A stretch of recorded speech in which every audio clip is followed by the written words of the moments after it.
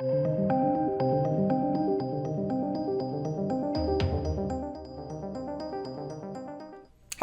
welcome to the channel, ladies and gentlemen. I'm back with another Superman and Lois review. This is Season 1, Episode 2.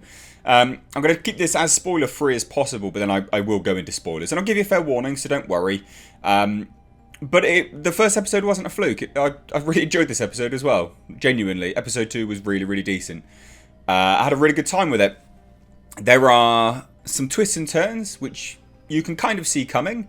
I will say, as much as I enjoyed it, and as much as I like the twists and turns, because they are good, they could have eked them out a bit longer.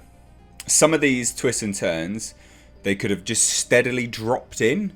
Now, it's all well and good saying that, but it might be that as the story actually unfolds, they needed to reveal it quicker, because they've got bigger things planned.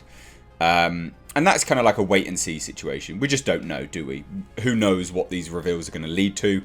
And what, the pace at which they revealed them narratively, the reason as to why. Like I said, it could be leading to bigger things. And if that is the case, then yeah, you do need to reveal it a little bit quicker to get the audience up to speed so they can shuffle on. Now, so let's talk about it. Obviously, this is about Superman, Clark Kent, Lois Lane moving back to Smallville and being in... well, it's not even suburbia, is it really? But being in that lifestyle again, and everything that entails. And this is, of course, because he needs to try and be a better dad. And I quite enjoy this approach, actually, to this series. I genuinely do enjoy it. The fact that they're setting up that, one of them may have had powers, sort of did have powers in the last episode, but this episode kind of pulls that into question, although I think that that's going to be something which unravels further down the line. And I think even maybe they both could have powers further down the line. But we'll have to wait and see about that. But I enjoy that dynamic, and I enjoy the dynamic between Tyler Hoechlin and the boys trying to be a better dad. It's an interesting choice to explore with the character of Superman. It's not something I've seen on screen before, and I'm enjoying it play out. Could it be better? Yeah, probably could be a little bit. Now, the Jonathan, the boy, or Jordan, I think his name was, Jordan the boy, the one with social anxiety disorder, the one who presented some powers in the last episode, he had a bit of a hissy fit this episode. And a lot of people will look at that, and I looked at it as well initially and was like, oh my god, shut up. Because I hate seeing it. It's annoying, isn't it? Like, it's pretty annoying watching a kid, throw a hissy fit. You do just want to say, like, shut up. Seriously, just grow up. But I thought that for a second, and I went, Al, actually, that's pretty good acting, to be fair. Because I'm not, most kids, when they pull a tantrum, you are going to be like, well, obviously, bad parenting and things like that aside, you are going to be like, look, just shut up, like, grow up, deal with it a little bit. So I don't hate that acting, actually, on second sort of reflection of it all. Now, the setup with Morgan Edge and Luther, Captain Luther, great twists and turns, really good twists and turns, and more twists and turns than I was actually expecting, especially Captain Luther. I was anticipating something earlier on in the episode, but then I wasn't expecting that. So it's difficult to talk about too much without going into spoilers here, but I appreciate everything that they are setting up. Lois Lane as a character is really good, and she sort of came into her own in this episode. She was like, look, you go off and do your Superman things, and I'm going to sit here and do my Lois Lane things. And I liked that. She is a sassy character. She is supposed to be like that, and I enjoyed that.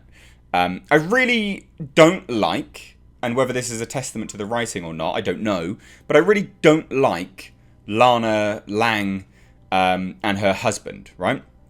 That guy is just a dick. But I think he's supposed to be. So whether that's good writing or bad writing, I don't know. Difficult to say. Also, side note, ladies and gents, and I need to have a look into this. There was that writer that was sacked from the show. She's still listed as a producer, whilst also sitting on Twitter complaining about it. Nadria Tucker. So I need to have a look into that, because I do think that that's quite strange. She's sitting on Twitter basically crying racism and things like this, yet she's still listed as a producer. It's like, if you really hate the show that much and you really do think there was racial bias, then you should probably remove your name from it. That's what most people with principles would do anyway. But anyway, just a quick side note, something I noticed on the opening credits. We go to the Fortress of Solitude, which I've not seen. Like, I don't watch any of the Arrowverse shows. Just throw it out there. I don't watch any of these shows. The only one I do watch is Batwoman. I've never watched any of the crossovers. So all of this stuff is new to me. And it's been enjoyable. The Fortress of Solitude it looks just like an ice cave, in fairness. Don't hate it. Don't really care. It's fine. We see a hologram of Jor-El. Quite like that. Thought that was pretty good as well, actually. Interesting choice of actor to use. Could be better. Don't hate it, though. I'd say that there's some sort of shades of, original Superman in there a little bit with the character of Jor-El. Not massively, but some. Definitely some. So that was good. I've got to talk spoilers now. FYI, the effects were still good. Like, it actually still holds up. And there's no sign of it going anywhere, like, remotely woke or agenda-filled or anything like that. It genuinely just seems like a good show to me. Maybe that's a testament of HBO being attached to it in some form or another. But I genuinely really enjoy it. And this has become a new thing that I watch every Wednesday. It's out on Tuesdays and then I can watch it on Wednesdays. And I've loved it. I enjoy it. It's good. It's like 42 minutes, 45 minutes. Good long episode. Enjoy it very much. So, strong recommendation. A lot of people that have been watching it on my recommendation of my first episode review have come back and said, no, I really, really enjoyed it, actually. Went in with terrible expectations and had a really good time with it. A lot of people keep saying, yeah, I'm just waiting for it to go bad because this is the CW. I fully accept that. I am literally expecting it to go bad. However, I'm still going to enjoy it whilst it's good, because it is good. And ultimately, that's how you tell shows and studios and people behind them what is good. The viewership, you know. So it's best to watch it when it's good, enjoy it whilst it's good, and then just switch off when it's crap. But anyway, full spoilers now. Full spoilers. Let's talk on some spoilers. Now, there will be some stuff which I could have covered in non-spoilers in this, but to elaborate more, I do have to go into spoilers. So they're setting up, and they initially introduced this in the first episode with Lois Lane's father, the sort of disgruntled dad type character. He's disgruntled because Lois Lane, has obviously fallen in love with Clark Kent, but has obviously married Superman, and everything that comes with that. Now, as a military man, someone who relies on Superman, I do think that interaction is getting tiresome. Like, it is dumb.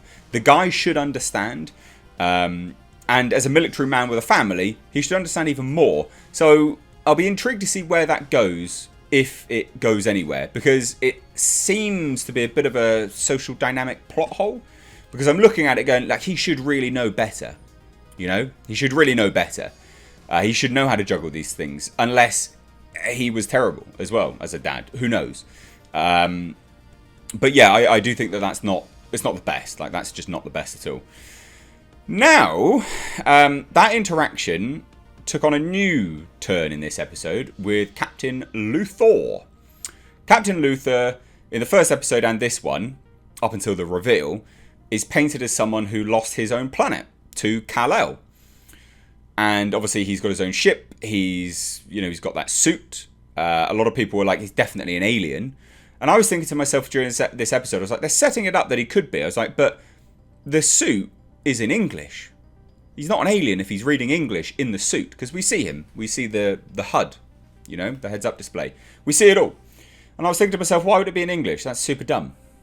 Like, it just wouldn't be, would it? So at that moment, I was like, no, he can't be. He's got to be a human. Turns out he's from a different Earth, which may have been explored in the other seasons of other shows. I don't know. And quite frankly, I actually don't care. Because, again, this is why it's good for you to watch this review, is coming from someone that's never interacted with those shows. Maybe it's referencing something, maybe it's not, but it works. Even if you don't know, like, it just genuinely works. So he's from another Earth. We see evil Superman in that Earth. Awesome. He's just laying waste to soldiers. He's just Oculus beaming them, laser eyes, just destroying them all. solid, absolutely epic. And then somehow, obviously, this Lex Luthor has come over into this world, and is now trying to stop Kal-El. He even calls upon Sam, I think his name's Sam, which is Lois Lane's father, and says, look, you know, work with me, stop him before it's too late. You know, he will destroy your world. Turns out that was a robot that he had sent and was controlling and talking through it all, because Kal-El, Superman, goes and destroys it. But it was really interesting. Like, I really... And that dynamic now, hopefully, with Lois Lane's dad, is going to take on a new shape, right? But like I said, those reveals, I do feel that they revealed them a little bit too quickly. Because I was looking at it going, they could have eked this out. Like, they could have done. But I'm hoping that there was a point to it, and they're going to hit the ground running with a new, you know, setting up more and more stuff, and revealing more and more stuff quick, you know, for this bigger, broader scope. But it's pretty damn good writing, to be honest. And I don't even hate the fact that he looks like Doom Marine, the Doomslayer. Don't care. Like, it's all good. It's all good to me. Yeah, it's all good. The other thing, the other stuff, like about Jordan, I think the kid's name is, Superman's son, one of, not having powers now. I think there'll be an interesting dynamic between the two boys, because the other brother, I think his name's Jonathan in this, said to him, well, don't worry about the AI, I know you better, I'm going to help you explore your powers. So I'm thinking maybe there'll be a thing between the two of them that they both end up having powers. Again, I don't know. But that's an interesting dynamic. Again, these are interesting things that I want to explore and I want to see played out. The actors for the boys, not terrible. They are a little bit whiny here and there, but most kids when they're whiny are pretty annoying anyway, so I don't think it's that bad acting, in fairness. I have a really good time with the show. Morgan Edge is just this ruthless businessman going around preying on small towns, giving them hope and then paying them less, and I enjoy that. Like, having that as something looming for Lois to deal with is good. The writers have been pretty damn good on this. They've gone, right, each character needs something to do. So they're not just meandering around doing nothing. Lois Lane is her own character. She definitely needs something to do. Otherwise, she's just chewing, you know, she's just chewing scenery. It's just boring. So her being this explorer, you know, sort of detective type reporter, formerly for the Daily Planet, because she quit in this episode, and trying to expose Morgan Edge is interesting. And I want to see where that side story goes in conjunction with Lex Luthor, and then also the boys. And it's just gelling up nicely. It's a bloody good show. Now, again, a lot of people will probably see... Like, I've never seen Tyler Hoechlin. A lot of people have said, well, you know, he's a bitch compared to Supergirl. I don't watch Supergirl. It looks like trash. I've never watched it. This actually looked good, so I started watching it. So this is my first introduction of this character. And if it's your first introduction to the character, I'm sure you'll probably think the same and think it's good. Now, again, remember, I am genuinely as surprised as you that the CW could make a good show. But... hey, it's a good show. I'm going to enjoy it whilst it lasts. So let me know your thoughts on this down below in the comment section. Ladies and gents, probably the wrong time for this here, but we've got some Clown World merch. Now, obviously, this isn't Clown World because, you know, this is actually a good show. But if you want a mug, FYI, it's... I do actually have something in it. But we've got more designs. Or if you want a hoodie or you want a t-shirt, drop it down below. They're underneath the video via my Teespring store. Help support me making the content that you guys enjoy watching. But anyway, thank you so much. Let me know your thoughts. Take care.